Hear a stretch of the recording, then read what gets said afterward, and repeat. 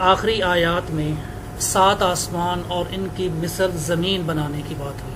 جی جی جی. اس سے کیا یہ مطلب ہے کہ اس زمین کے ساتھ ساتھ اور دنیایں بھی ہیں یا زمینیں ہیں جہاں پہ انسان آباد ہیں؟ اور اگر ہیں تو کیا وہاں پر بھی آپ صلی اللہ علیہ وآلہ وسلم مبعوث ہوئے ہیں کہ آپ رحمت للعالمین ہیں؟ یہ بہت کریٹیکل کوشچن آپ نے کی ہے.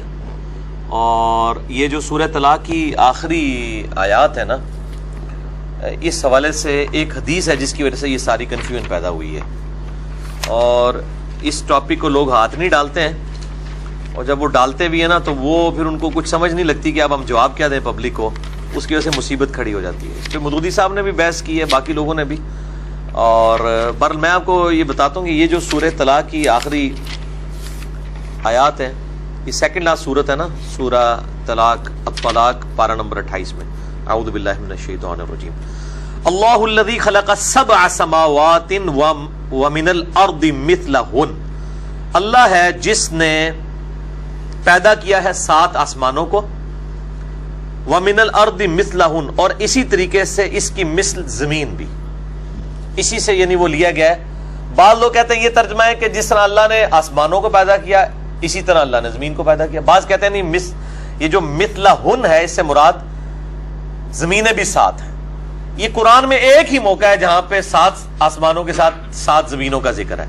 باقی پورے قرآن میں زمین سنگولر کے سیغے کے ساتھ آتی ہے، کیونکہ miracle plant in this universe, وہ یہی ارتھ ہے جہاں پہ زندگی اس حوالے سے آباد ہے جس کو ہم جانتے ہیں. باقی جگہ بھی اللہ تعالیٰ کی مخلوقات آباد ہے، 7 آسمانوں میں آباد ہے، یعنی جس زندگی کو ہم جانتے ہیں جو واٹر کے اوپر ڈیپینڈنٹ ہے. تو یتنزل الامر بینہن، ان تمام میں اللہ تعالیٰ کے احکامات نازل ہوتے ہیں. لتعلموا ان اللہ علی کل شیء قدیر، یہ اس لیے کہ تاکہ تم جان لو کہ اللہ تعالیٰ ہر چیز پر قادر ہے. وان اللہ قد احاط بکل شیء علما، اور بے شک اللہ تعالیٰ نے ہر چیز کو اپنے علم سے گھیرا ہوا ہے، احاطہ کیا ہے. یہاں تک بات ہوتی نا تو کنفیوژن نہ کریٹ ہوتی. اصل میں اس کانٹیکسٹ میں ایک حدیث ہے المستدرک للحاکم میں، کتاب التفسیر چیپٹر ہے، سورہ طلاق کی تفسیر میں المستدرک للحاکم کے اندر اسی کانٹیکسٹ میں ایک حدیث موجود ہے ابن عباس سے. ان کا قول ہے حدیث موقوف. ابن عباس کہتے ہیں کہ جس طرح 7 آسمان ہیں اس طرح 7 زمینیں ہیں. یہاں تک تو بات ٹھیک ہے. اس کے آگے الفاظ ہیں کہ ہر زمین میں محمد ہے، ہر زمین میں ابراہیم ہے، ہر زمین میں نوح ہے، ہر زمین کا اپنا موسیٰ ہے، عیسیٰ ہے. اب تو 7 تو محمد ماننے پڑ جائیں گے صلی اللہ علیہ وآلہ وسلم. تو یہ روایت ہے بڑی خطرناک، لیکن یہ روایت منقطع ہے. اگرچہ امام حاکم نے اسے بخاری و مسلم کی شرط پہ صحیح کہا ہے، لیکن اس میں جو ابو الضحیٰ راوی ہیں تابعی جو ابن عباس سے یہ روایت کر رہا ہے، وہ روایت انقطاع ہے. اس کے ابن عباس سے سماعی ثابت نہیں ہے.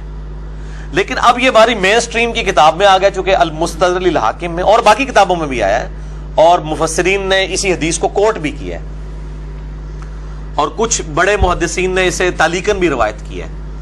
تو چونکہ یہ روایت ہی ثابت نہیں ہے، لہذا محمد ایک ہی ہے صلی اللہ علیہ وآلہ وسلم.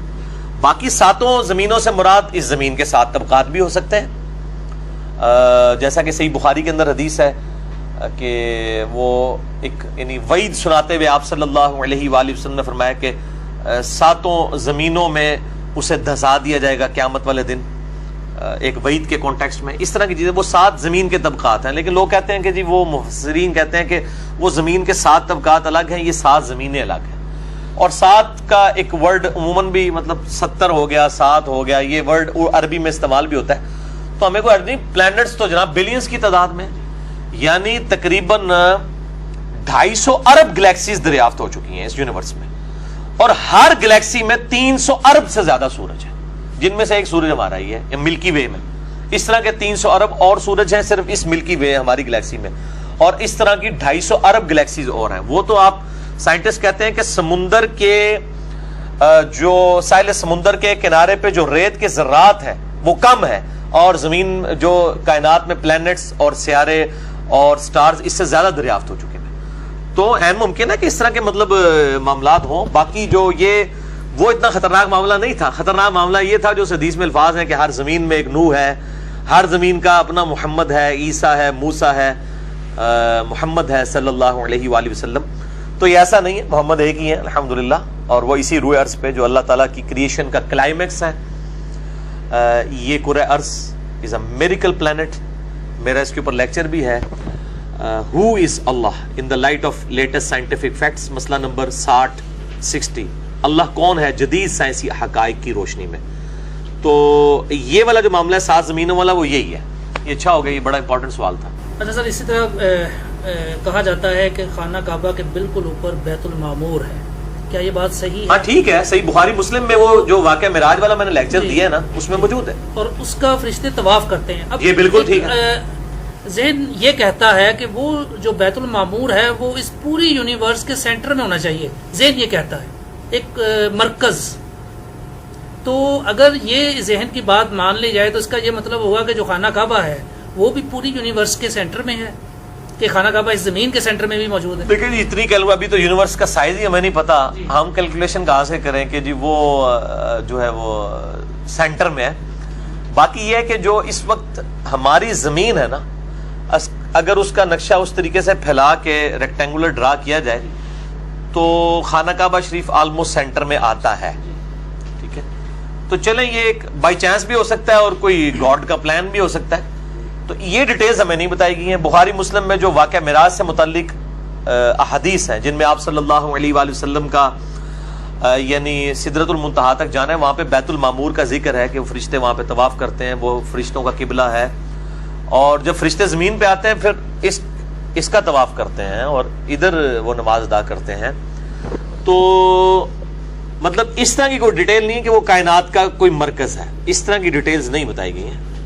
تو باقی یہ بھی ہے کہ اس میں یہ بھی الفاظ موجود ہیں بخاری مسلم میں کہ روزانہ 70,000 فرشتے آ کے طواف کرتے ہیں بیت المعمور کا, اور جس کی ایک بار باری آتی قیامت تک دوبارہ نہیں آئے گی اس کی باری.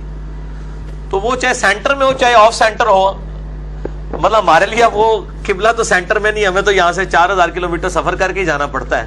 ایک بار ہی زندگی میں جانا پڑے تو ان کے لیے تو امپورٹنٹ ہے جہاں سے مرضی. اور پھر فرشتوں کو پہنچنے کے لیے کوئی سینٹر میں ہونا یا کوئی ہٹ کے ہو, سڑک وہاں بنی ہو نہ بنی ہو, فرشتوں کے لیے تو کوئی مسئلہ نہیں ہے, وہ جہاں بھی ہو. اصل مقصد یہ ہے کہ ایک بتایا گیا کہ بیت المعمور ہے.